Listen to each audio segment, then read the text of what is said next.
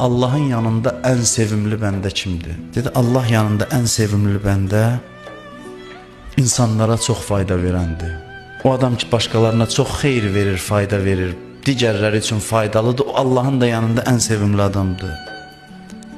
İmam Sadiq buyurur ki, bir adam Kəbəni təvaf eləyir. Hacılar bilir təvaf nədir? 7 dənə şoutdan ibarətdir. Bir dövrəsi bir şout sayılır.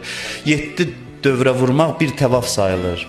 İmam Sadiq buyurur ki, kim 7 dəfə Kəbə başına dolansa, bir təvaf eləsə, 6000 savab onun namı əməlinə yazılar. Onun namı əməlindən 6000 günah silinər. Allah ona bu təvafa görə 6000 dərəcə verər.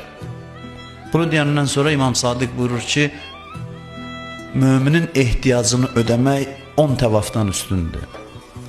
Elə bil 10 təvaf eləmirsən, demir 10 təvafa bərabərdir, 10 təvafdan da üstündür. Peyğəmbər buyurur ki, cəmaatın ən abidi hansıdır? Abid bilirsiniz kimə deyirlər? İbadət eləyən.